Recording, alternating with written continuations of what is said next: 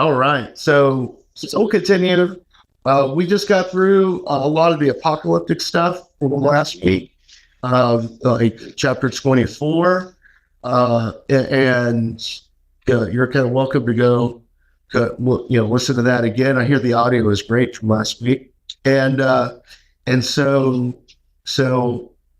that kind of leads us, all that apocalypse stuff leads us into 25, because it's still kind of talking about it a little bit. And then you notice after chapter 25, you have chapter 26. And that's great.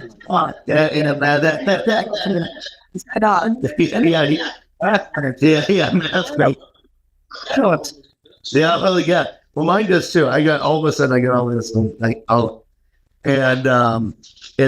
that's like the arrest of Jesus and all those things, the Last Supper. And so we look at all this apocalypse stuff and all this scary stuff that's in the Bible. We have to remember where it sits, and this stuff is directly connected to the arrest, crucifixion, and the resurrection of Jesus. And so a lot of the one of the ways that I kind of view God's judgment in the world is that we see God's judgment in the world, and it's Jesus on the cross, like that. God takes the judgment onto himself, like that's and then rises from it, and that's completely different than our notions of like, well, this this is good or this is bad, or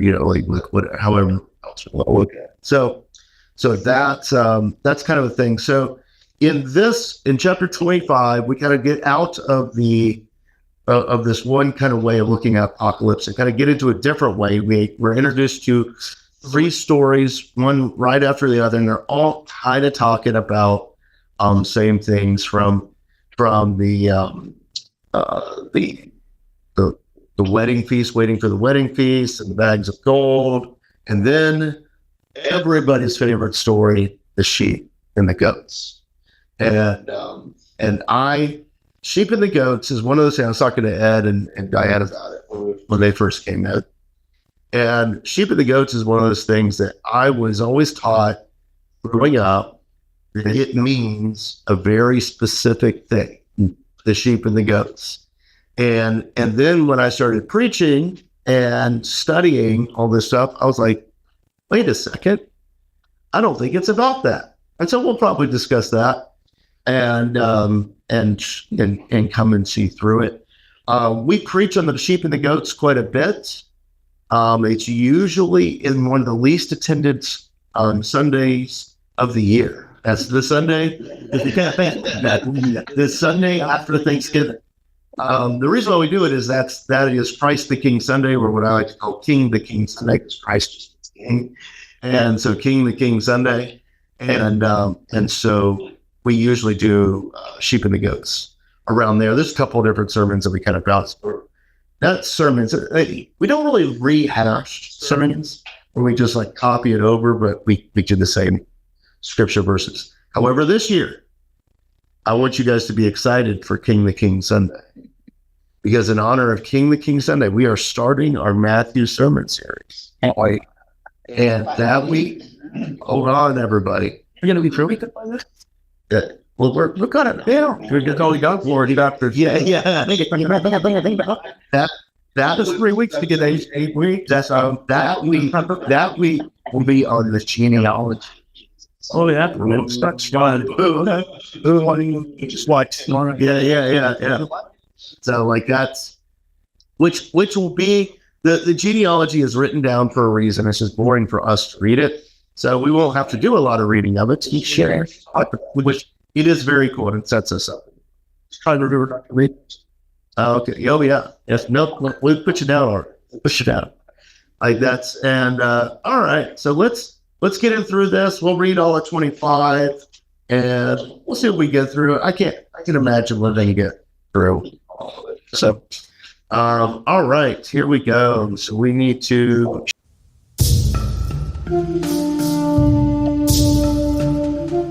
Then the kingdom of heaven shall be likened to 10 virgins, who took their lamps and went out to meet the bridegroom. Now 5 of them were wise, and 5 were foolish. Those who were foolish took their lamps and took no oil with them, but the wise took oil in their vessels with their lamps. But while the bridegroom was delayed, they all slumbered and slept. And at midnight a cry was heard, "Behold, the bridegroom is coming. Go out to meet him." Then all those virgins arose and trimmed their lamps. And the foolish said to the wise, "Give us some of your oil, for our lamps are going out." But the wise answered, saying, "No, lest there should not be enough for us and you. But go rather to those who sell, and buy for yourselves." And while they went to buy, the bridegroom came, and those who were ready went in with him to the wedding, and the door was shut. Afterward, the other virgins came also, saying, "Lord, Lord, open to us." But he answered and said, "Assuredly, I say to you, I do not know you. Watch therefore, for you know neither the day nor the hour in which the Son of Man is coming. For the kingdom of heaven is like a man traveling to a far country, who called his own servants and delivered his goods to them. And to one he gave 5 talents, to another 2, and to another 1, to each according to his own ability, and immediately he went on a journey. Then he who had received the 5 talents went and traded with them, and made another 5 talents. And likewise, he who had received 2 gained 2 more also. But he who had received 1 went and dug in the ground and hid his Lord's money. After a long time, the Lord of those servants came and settled accounts with them. So he who had received 5 talents came and brought 5 other talents, saying, "Lord, you delivered to me 5 talents. Look, I have gained 5 more talents besides them." His Lord said to him, "Well done, good and faithful servant. You were faithful over a few things. I will make you ruler over many things. Enter into the joy of your Lord." He also, who had received 2 talents, came and said, "Lord, you delivered to me 2 talents. Look, I have gained 2 more talents besides them." His Lord said to him, "Well done, good and faithful servant. You have been faithful over a few things. I will make you ruler over many things. Enter into the joy of your Lord." Then he who had received the 1 talent came and said, "Lord, I knew you to be a hard man, reaping where you have not sown, and gathering where you have not scattered seed. And I was afraid, and went and hid your talent in the ground. Look, there you have what is yours." But his Lord answered and said to him, "You wicked and lazy servant, you knew that I reap where I have not sown, and gather where I have not scattered seed. So you ought to have deposited my money with the bankers, and at my coming I would have received back my own with interest. So take the talent from him, and give it to him who has 10 talents. For to everyone who has, more will be given, and he will have abundance. But from him who does not have, even what he has will be taken away. And cast the unprofitable servant into the outer darkness. There will be weeping and gnashing of teeth." When the Son of Man comes in his glory, and all the holy angels with him, then he will sit on the throne of his glory. All the nations will be gathered before him, and he will separate them one from another, as a shepherd divides his sheep from the goats. And he will set the sheep on his right hand, but the goats on the left. Then the king will say to those on his right hand, "Come, you blessed of my Father, inherit the kingdom prepared for you from the foundation of the world. For I was hungry, and you gave me food. I was thirsty, and you gave me drink. I was a stranger, and you took me in. I was naked, and you clothed me. I was sick, and you visited me.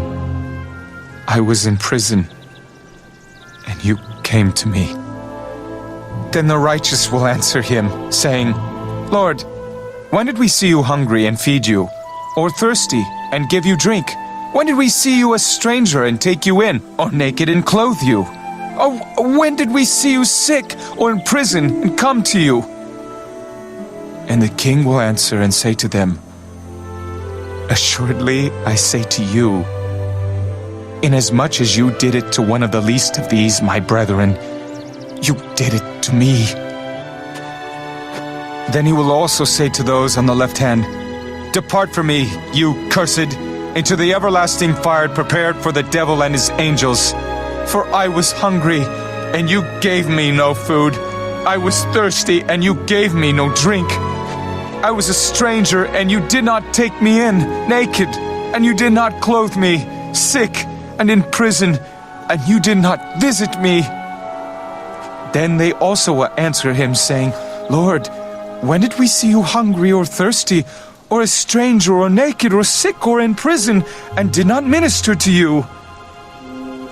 Then he will answer them, saying, Assuredly, I say to you, inasmuch as you did not do it to one of the least of these, you did not do it to me. And these will go away into everlasting punishment, but the righteous into eternal life. Okay. All right. So let's get into this. There's three things going on there. Let's kind of try to stay within a little compartmentalized. So like this first part, the parable of the wise and foolish virgins is what my Thai Bible calls that first story. It's kind of, it's funny that they call it virgins here. In Greek, virgin is just what you call a young lady. That's maidens. The maidens, yeah. So like that's Bridesmaids. bridesmaids. So like that's that's them doing the language. In English now, we make a distinction between young girl or maiden, and virgin. We make that distinction. In Greek, that distinction does not exist. And so like that's so, which meant, and also virgin is one of the most clean words in the language. Like all the noun declension, all that stuff work really well for that word. So the virgins are busy doing lots of things and beginning Greek class. Like that's just because it all, the word works so well for the language. Yeah, we didn't. Yeah. Which is, it just makes me laugh. Olive oil. Yeah, olive oil. Yeah. So what stands out to you in this story? What do you think? What do you think's going on with this? What do you think's going on? Not everyone at once. Christ is saying, be prepared. Be prepared. Yeah. Yeah. So be prepared. Oh, I need to do this also. Let's see. Was Brighton going to marry all of them there? No. You should. That's what What do you mean going on? Yeah, it's her plugging boys. Yeah. Right. Yeah. So it's what is going on? There is a cultural thing happening here that we just don't do anymore. Our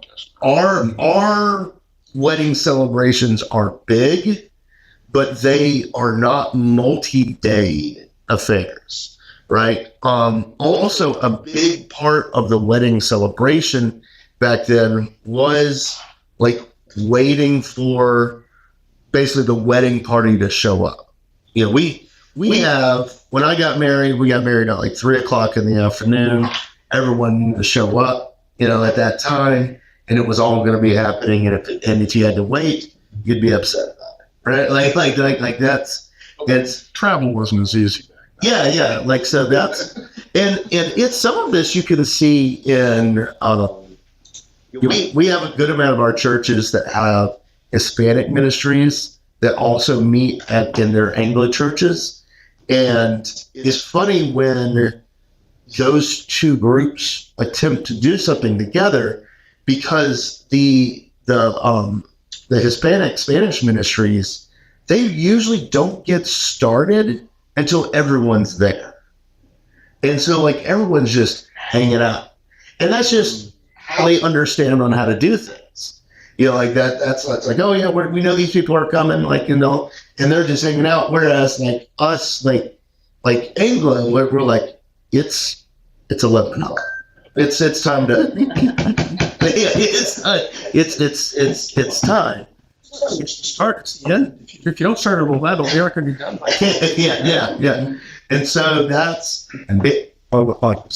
Yeah. I visited a Lutheran church, ELCA Lutheran church in the city of Philadelphia that was very small. Mhm. And went in there at 10:30, I think it was. And they did not get started until almost 11 because they were waiting for Joe and his wife. So, like that's and so for stuff like that, it's kind of different than how we operate today. So we can look at this and like, man, that's weird. But this was very common. So Jesus is taking a common cultural understanding of something and then wrapping the spiritual messaging on top of it. The fact that it was part of the fun on waiting for the bridegroom to show up. Like it was part of the fun of the celebration. You know, the people were probably having parties and doing all these things. Now, what do you make of the people that run out of lamb oil and then they go back? Like, what do you guys make of that? I don't have any strong feelings though. Like that. Well, I don't know. No, we think of lamps being those little clad lamps. That's what they were. At least according to notes. Yeah. A torchinist. Okay. Torches burned a lot of wood because it was an outside procession. Yeah. You wouldn't use it. We need to burn a lot of oil. You could convert that to modern day, and the people have the phones run out. Yeah. That's not bad. That's not a bad edible. That's not a right. Hey, yeah. Like that. So I'll watch this again. Yeah. Yeah. You have to pay royalties. But that is kind of true though. And so it's like, saying it's more like. Well, I'm saying you need a lot of oil, so that if they didn't bring any oil, the people who got it didn't want to give it. Standing. Because it's a big part of the celebration. Then, like, so you're waiting, and then a big part of the celebration when the bridegroom comes, and you do the big procession party thing. Well, you don't know more about this time than I do, but it was my understanding that the bridesmaids went out to bring the bridegroom in to the bride. Yeah. So they were specifically assigned the task of greeting him and bringing him into the bride. Okay. So this is my understanding. Yeah. I could be very, very wrong about it. Well, it's like I said, I'm not as with it on this one as I am others. Oh, good, because we need the others. Yeah. So that's kind of like what, but I think a lot of us have grown up with this parable. What else kind of do you see in it? Like what do you think the main idea of it is? I don't know. What the bill? I went to one of my study where this was a remnant of the Jews in the curtain, and the ones that didn't follow Jesus were the other ones. Yeah. And that they were wedding. Yeah. Well, and I think it takes that. Like, are you ready? And Like that. And that's it was all like Jewish. Yeah. I'm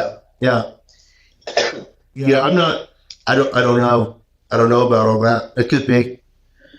And so, but yeah, like I think there's just definitely a sense of preparation and waiting and being and being ready for all this. And I also think in the context, you're just now following the thought stuff. And now he's talking about people that you don't know what the end is going to come. You Yeah. don't know when the right should come. So I think it's just a following. So let's have go ahead, Lee. Also, when they're talking about the oil, they say, well, you can go get some. So not only are they saying be prepared, but before the bridegroom comes, if you can tell someone where to get the oil, to be prepared, there's still time. Okay. Yeah. Yeah. Because once he's here, that's it. So let's look at this is a fun way of looking at that. That's a good insights there. Let's look at this now not yet idea that we played with, because we are quickly approaching the cross, and some of that is being talked about here. And I think you can make an argument that the disciples aren't really ready for any of this. They're very soft. Yeah, like that's. I think the bridegroom is coming, with a cross on his back, and it's they all are running away, and they can't get out. Like that. That's another that's what makes the now and not yet stuff so much fun, because you have to put the story in the story that we're reading. And you're seeing that the disciples really are all that period. But it's also for us, as we talk about preparation and being ready again, because we don't know the day or the hour. We don't know. We don't. Shouldn't they have been taught, like their parents, is this how it goes and why it is? You get your oil and you do this and that, the other thing. Yeah. Or they didn't pay attention. How often do we pay attention? We know. Hey, So we was to let they didn't enough. Right. Yeah. Yeah, they were. And like we They weren't prepared. have an extra battery pack. Yeah, good. I got my guy right here. Yeah, I know. This is Chalky Boy. But all right, so let's go to the next one. And here are the talents. What are the other Bibles? What are they called? They're called Parable of the Talents. talents. All right, talents. Bags of gold. Bitcoin. Is that what it is? Yeah. So basically, you have the main idea behind this one is the kingdom of heaven is like is key phrase there.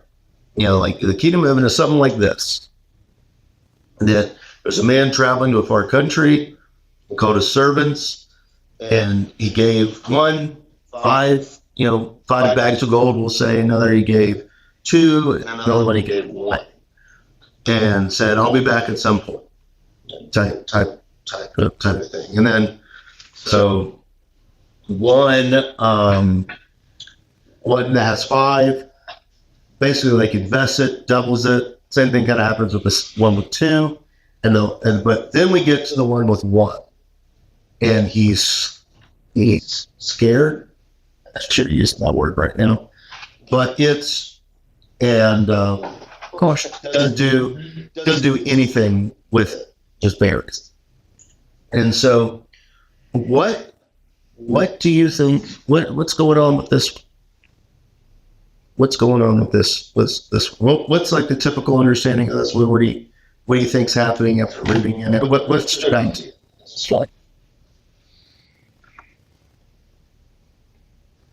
I'm not hot on this one either, so that's. What I mean by hot is I don't have an agenda on this. Christ has taught us how to live, but he just doesn't want us to be, okay, I got it now, I'm saved. Okay. I just buried it. I just buried the talent. I'm okay. I know what I'm doing. God's going to save me and everything's good. Mm-hmm. That's Okay. not the way it's supposed to be. We're supposed to share it. Yeah. Share. Make it grow. Act in a way that makes it grow. Who is Jesus talking to? Like who is the audience here? I think he's talking to both the people and his followers. Maybe. Yeah. I would say so. Like that's it's an interesting question because it helps kind of like when you're like, all right, who is he talking to? Like, is he talking to us? I think there's some of that. Like that's, is he, who are these different people that have been given different amounts of bags of gold or talents or something like that? Like that's, talent is just a monetary distinction. It's like shillings, something like that. So that's worth about $1,000. Yeah. So like that's, the problem is it's been worth about $1,000. So Since then,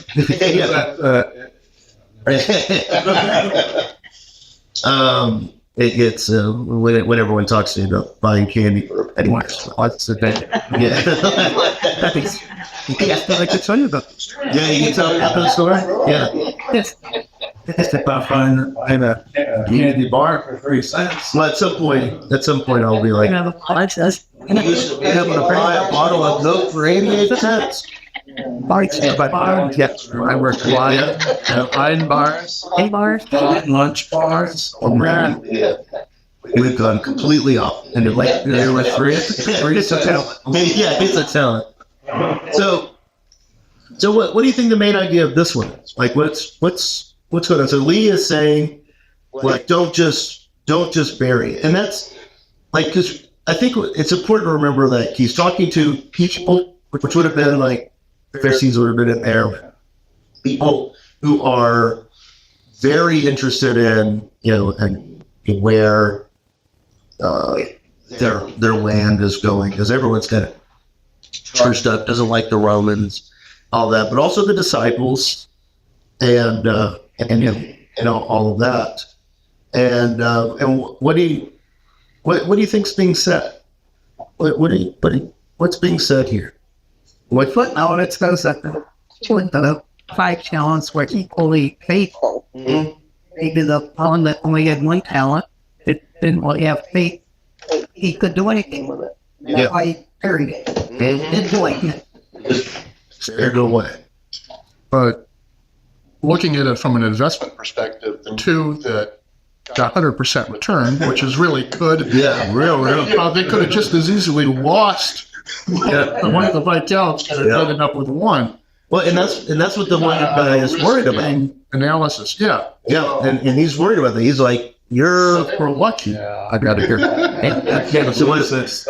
Yeah, what is the guy with 1 talent? It's just something like that. Here you are. Yes, man. Yeah. What verse is that? Where's our starting one go?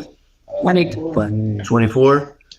And so he came and said, Lord, I knew you to be a hard man, reaping where you have not sown, gathering where you have not scattered seed. And I was afraid and went and hid your talent in the ground. Look, there you have what is yours. So that's kind of going like Jim said, 'cause I think there's a lot right there. And that's why I used the word scared earlier. He was closer to retirement. He was closer to retirement. I know the bank was yeah. And so like that's, but like he's scared. He's scared of something, and what upsets? What do you think upsets the Lord, the Master, or whatever like that?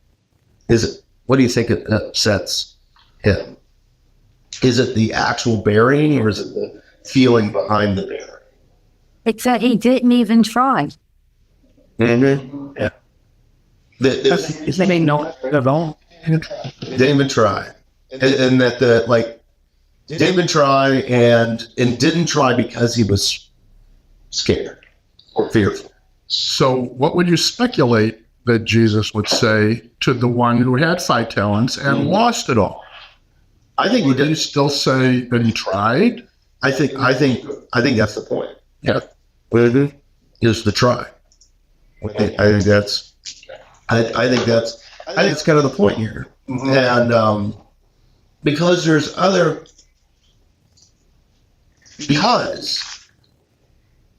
we're about to read in the story here about God investing like a lot of talents and it all dying. You know, like this is all kind of interconnected. It's all messily connected now. Like that's and I think it helps to keep it, like my brain's a mess, so it's just at home inside there. And so like that's this kind of like, oh, like we're hitting at things and talking about things and all of that. But yeah, I think the try is part of that. And what do you think he's talking about? Like we're talking about, yeah, we're investing and we're doing all these things, you know, we're using our modern language to talk about this stuff. But what are we investing? What is Being Christians. being Christians? Yeah. What do you mean by that? What's that? Following what we've been taught. Okay. To love God and love our neighbor. Yep. And sharing. And sharing. Oh, yeah. Well, that's Yeah. loving your neighbor. Yeah. Yeah. So, These people just listen to the Sermon on the Mount, and he's saying, take what I've given you and multiply it. maybe. Right. Yeah. And I do think it's interesting.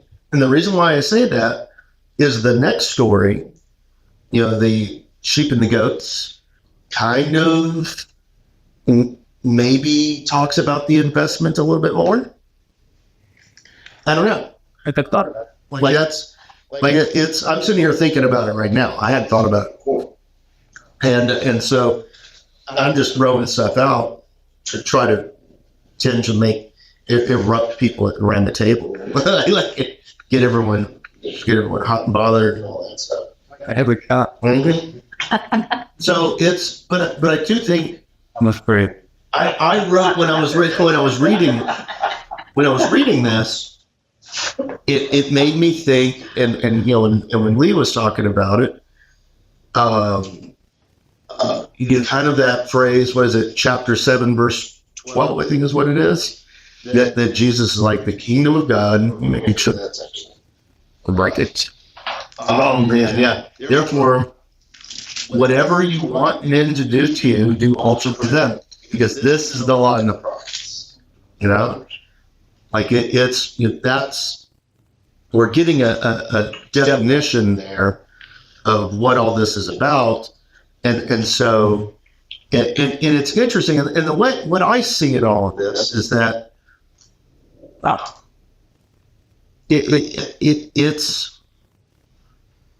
it's easy to be afraid of God and what it's going to do to you. You know, it's like, oh, I'm going to be on the bad side of this, and you kind of just bury your talent type thing. Like, I don't want to upset the big guy upstairs. You know, like that's and so like that's so you end up, or you're like the Pharisees, and I would say their version. Now, I could be wrong about this. You guys disagree with me on this. I'm just spitfiring off the top here, but like their dogmatic adherence to the laws of God is like, and it doesn't matter who they step on, as long as they get that, I think maybe is a type of burying. They're so worried that in the God that reaps where he doesn't sow, and all these things that they're like, well, we need to make sure it comes back and it's the same. You know? I don't know. I'm sitting there thinking outside. Does that make any sense what I'm saying? No. Like it's gotta set these rules in heaven above, and I'm gonna make sure that we are following those. So when he comes back, it will be just like this. You know, all that stuff. And you know, the widows, who cares? You know, like all these things. We have been faithfully worshiping in the temple. I don't know. I don't know if that makes any sense or not. And by everyone being quiet now, no one understands.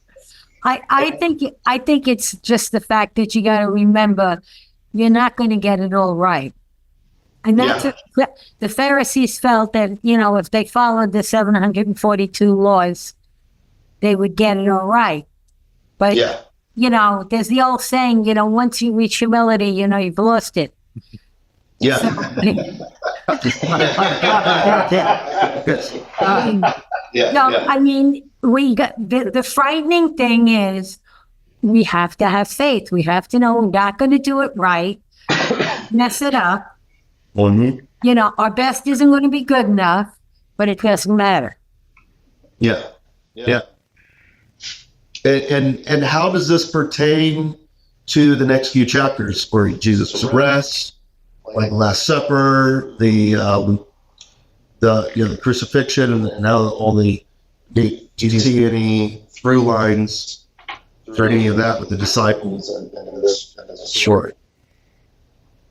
You can talk to like the last story, like doesn't seem like they're prepared too much.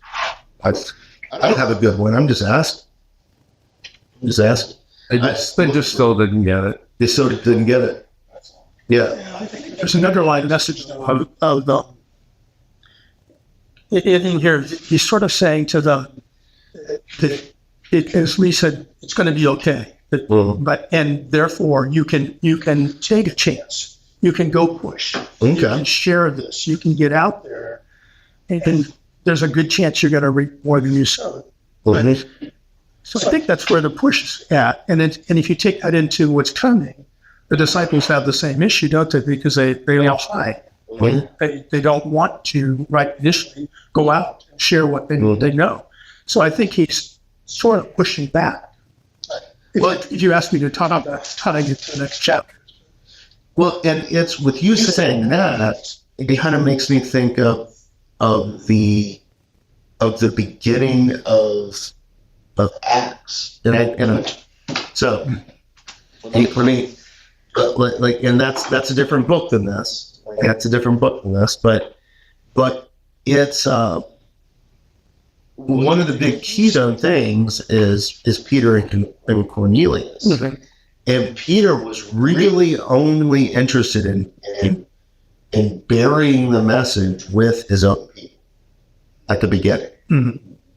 And then all of a sudden God shows him a sheet with all these animals on it, and he's like, you can eat bacon now, Peter. And Peter realizes that it's like, oh, it's not about the bacon. It's about like the bacon represents all these people who aren't Hebrew. And it kind of goes out there. And I think maybe like with you saying those things like that's kind of that same idea that's going forward. They're worried and fearful and are burying this, and we often do the same thing. We often do the same. And so I'm sitting here thinking about this on the broad sake. Do we have like with the parable of the maidens, where you have like apathy gets in your way? It's like, oh, whatever. And then this one, is it like fear gets in your way? Like I don't know. So I'm just thinking.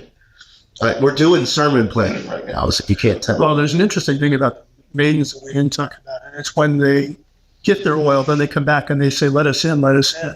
Oh yeah. He says, "I don't even know." And it's a little bit of what you're talking about is that in that they weren't prepared. But now I am. Okay. Yeah. Let me in now.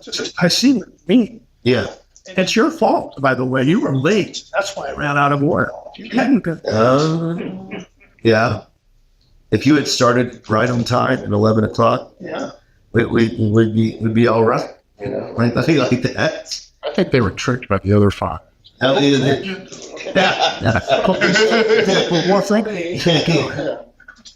but we forgive him. It is not what the man. That's what's weird. That's Quite that's weird. That's weird. So does anyone have an opinion about that?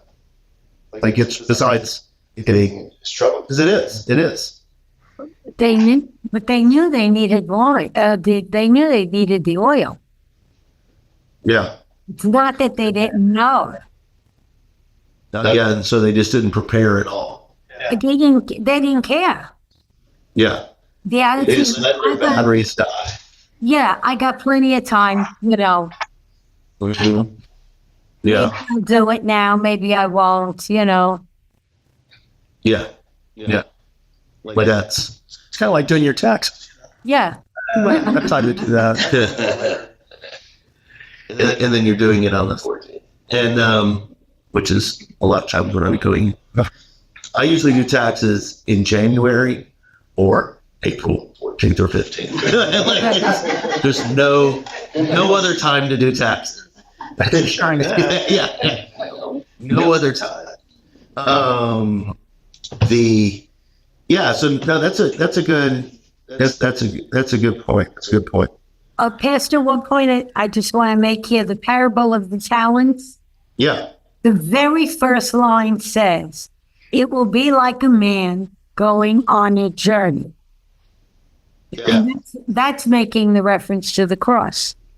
Okay. Yeah. Like there's definitely some of that journey language.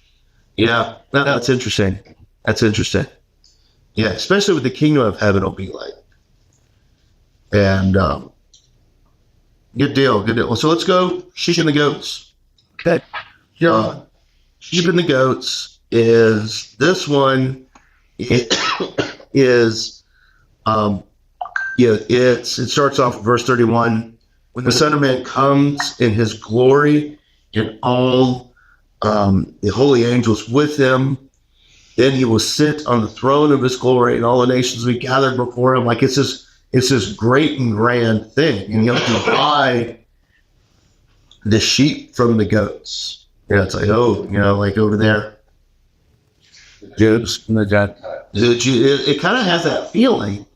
And then he starts describing what that looks like, right? So it's like huge things. It's like the king will say to those on his right hand, "Come, you are blessed by Father, inherit the kingdom prepared for you from the foundation of the world."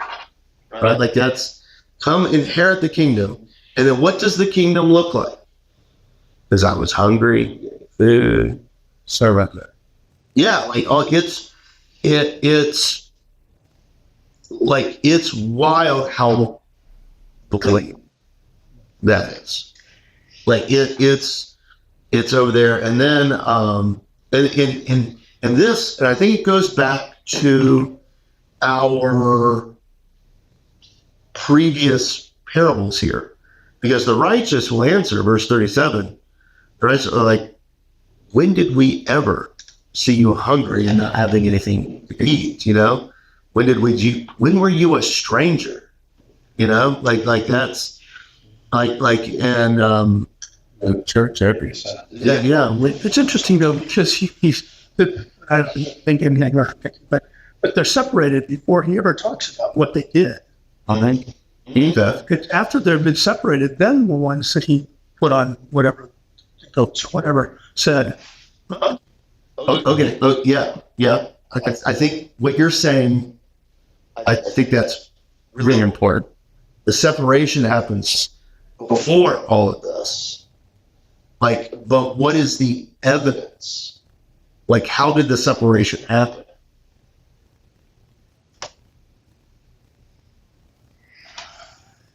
What he says, It's a bad question. over there and over there. It's a bad question. Yeah. So apparently he knew the father or the one of my two had to know. I mean, it isn't a matter of asking her. No. Like that's Sometimes we think, you get to heaven or it gets there. Peter opens up his book. You want to tell me what you did? yeah. Tell me. Let me see your resume. Yeah. Like tell me what I need to know. It's like, well, are you leading Baptist today? Are you leading Pentecostal? Are we Lutheran today? What are we? You better digress for just a second. But this section in here where he talks about, when I was hungry, you gave me something to eat. When I was thirsty, you gave me something. Well, pastor in Chicago, every year in January, he would do a state of the congregation, and he would use this passage to talk about what the congregation had done in those areas. Pretty sure we were there, and he had a point saying, we did good here, we did good here. And he says, then we get to this one about they didn't visit the prison. People weren't there. They're talking what prison. How can we do that? He started talking about other prison ministries and stuff. But it challenged us to look at what we had done and how we had done this congregation and what we were missing. And it was an interesting sermon. Now I'm back to you. No, and I think it's a good. That's a good example. That's a good example. Well, what I was trying to get at is, and I think it's revealed in the righteous will answer him in verse 37. It's like, where did we see any of this?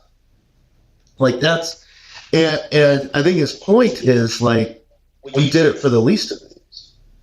Like over there. And I think when you think about the least of these, I think then that language, now I was kind of studying up a little bit on this, and the scholars, it's not a clean line. The scholars can't just say like, oh, he's saying the least of these, that it is this group of people. Like he goes there isn't in scholarship, there isn't just a nice clean line to like a certain group of people. Like the way it's written and all of that stuff. Now, Chris Escher, in my Deflected Mind and all that stuff, like it instantly reminds me of a bunch of stuff that we've talked about in Matthew. Like first off, with the beginning of the Sermon on the Mount, blessed are the meek, blessed are the poor, and all that stuff. But also all the times we talked about, like the children and like someone who's blind there, and then blessed are the children who are coming after me. Like children doesn't really mean child. Type of thing, it's kind of low standings and all that stuff. And like when you read that, especially in this story, it seems to me at least, it seems to rhyme all throughout the book. That the gospel, that the good news of the kingdom of God, the kingdom of God is coming through all of these, like that we have not neglected, right? And I think like what you're saying is that he didn't go, hey, you need to be doing this, and then you get to be a goat, or a sheep. It's just the sheep were like, oh, we didn't realize we were just doing that. Okay. We were doing that stuff already. And like that becomes like the key of a key of the kingdom of God. You look like you would say something. Yeah. Came to me that sheep are the followers. Yeah. And where goats. Are you saying goats? Yeah, are you saying goats though? No, they climb on top of the house. I saw a TikTok video the other day of a guy pulled up to get gas. It was like security footage of this gas station. Pulled up to get gas, and he had a horse trailer behind him. And I guess one of the doors had opened, and that horse trailer was filled with goats. And they all just came out, and he was, all of a sudden there's like 20 goats. And he looked very frustrated. They go saddling onto Ed's comment.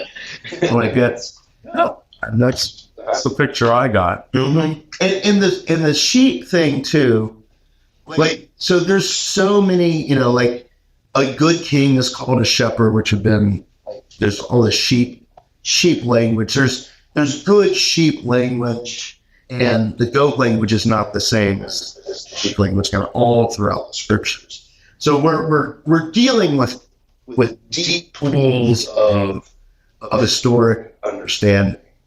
Goat discrimination. Yeah, goat discrimination. Yep, exactly. Well, as soon as you look into their square eyes, you would understand as well. Help you out of career. They help you make a career, the goats. Yeah. And I do think goats are funny. But anyway, but I think it's interesting, the fact that the people that are being labeled as sheep didn't realize that they were doing, like, when did we see you as any of these things? And it does ring it. And I think that comes back to like the investment of the talents too, where it's like, it seems like that guy has the 5 talents, like that just is what he does. He takes that, like, oh, well, I've been given this now. Let's go do it, you know? And Could look at it differently. like, Let's look at 5 talents. It's not my money. Let's see what we can do. well, is that like, that's actually, I think, good wording. Okay. Like that's, it's not mine. Let's go to Austin. Go to Vegas. Yeah, let's go to Vegas. But it didn't seem, he got that and immediately started using it. Whereas the one guy who only had one, like, he was only concerned about what God thought. Does that make sense? And that caused him not to do more. You want to say something, Lee? You seem like you want to say. Again, following the rules. Yeah. He was Following- afraid, so he's going to follow the rules so God will like him. Yeah, exactly. And that's like you're shaking your head. Why are you shaking your head? The lack of effort. Pace. It's just write him right off. Right off. Trying to do the right thing. And What they got with one talent? yeah, and nobody is giving any benefit of the doubt, as it were. And the same thing with this sheep and goats. Basically suggesting there's already inherent goodness with apples. So we really don't have to worry about why they're there. What's a good, what's a bad, inherent. That's very black and white. Yeah, it's a spectrum. It's either sheep or goat. There's nothing in the middle. Okay, yeah. Adam, Like a show. yeah. So World was created in God. the great world is created in God. Well, you are a geek. Yeah, And come with us, disturbed by the lack of ethics for the one talent guy, and in what the George ran out of stuff. okay. It's harsh. Yeah, it is. I get enjoying this. I am.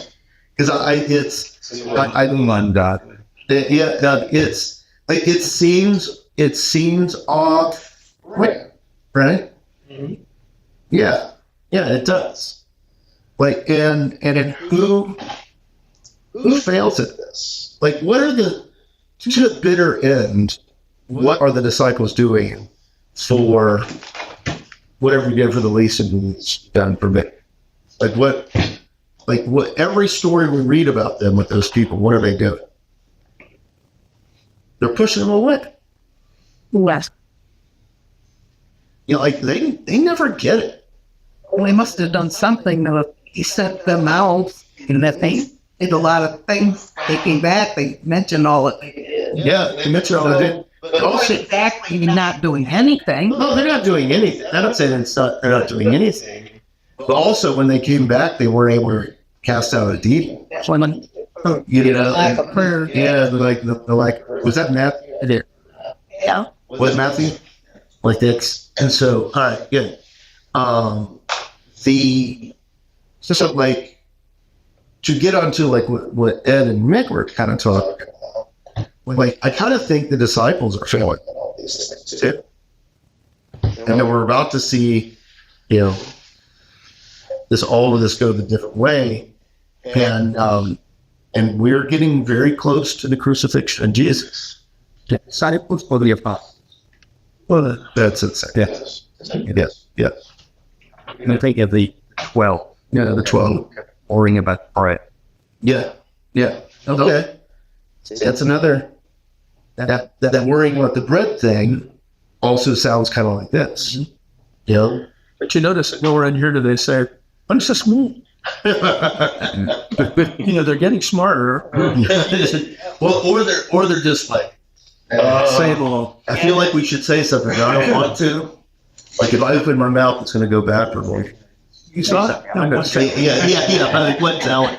One talent. Like this. I'm just like he looked at me when he said the one talent guy. I don't. That made me feel like it's so dumb. Like That bothers me. There's no forgiveness. No forgiveness. Okay. So that's kind of my point. Does anyone else want to say anything? But we don't know God's mind. Well, so my point is that we then see forgiveness on the cross and the resurrection, and that are we kind of supposed to see ourselves? I'm sorry, let me interrupt. Yeah. There's no forgive them.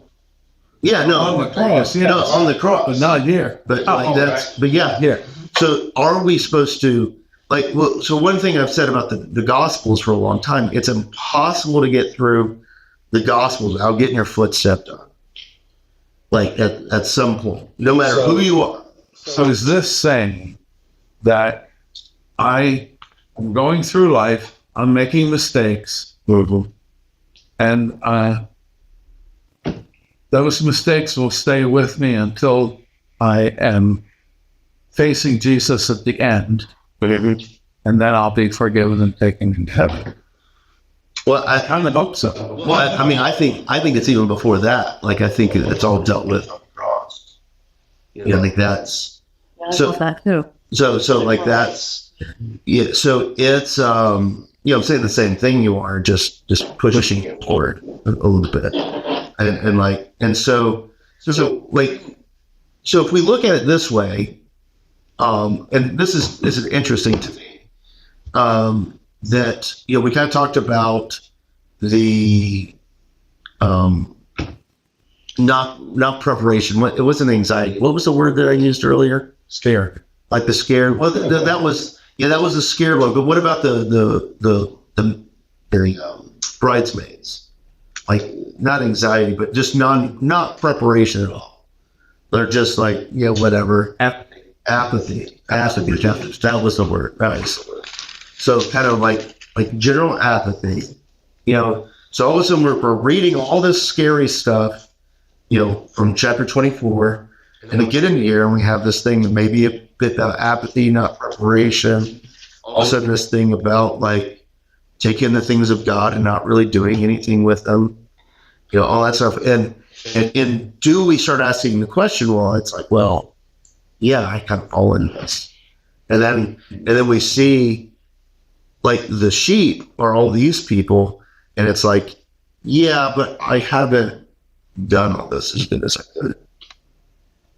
You guys saying it was so black and white. That is everything there, I think.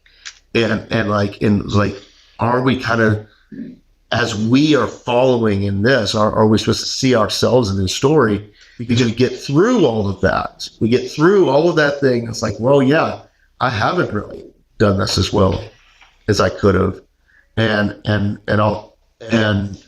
like the very first line after that sheep and the goat story is, and now it came to pass when Jesus had finished all these sayings that his disciples, the 2 days of the Passover, the Son of Man will be delivered up to crucifixion.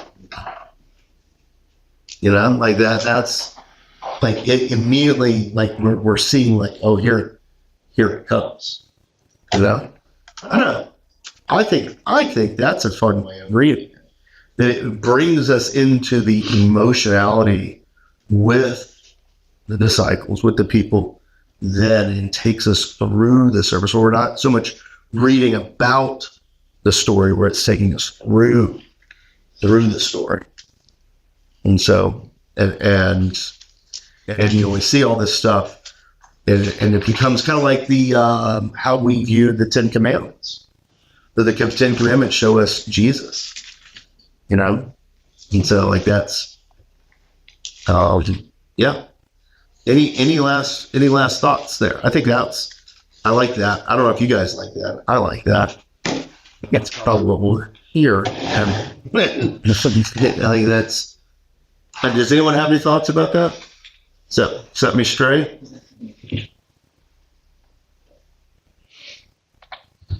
No. And I think it's not mitigating all these things. Like it's not like, oh well, you can just do whatever you want because you just it's a realization of like, yeah, I need Jesus on the cross. Like that's Passover is coming. The Son of Man is going to be delivered up to be crucified. And I do not have to have apathy, fear, but I need to be a servant. Yeah, and that is the ultimate. That is the kingdom of God, where He was becoming a servant and don't have apathy. And that's what was the second thing you said? Fear. Yeah, don't have fear. Yeah, don't have apathy. Don't have fear. Yeah, and be a servant. Yeah, like that's. And so, but we often we all fail at that. But what about the coach and sheep? That is all three.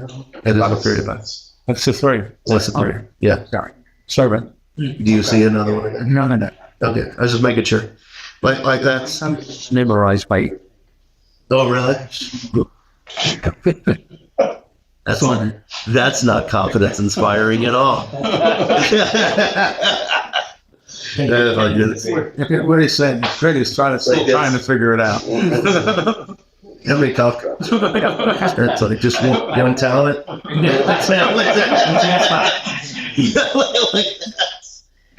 Like that's all right. That's a.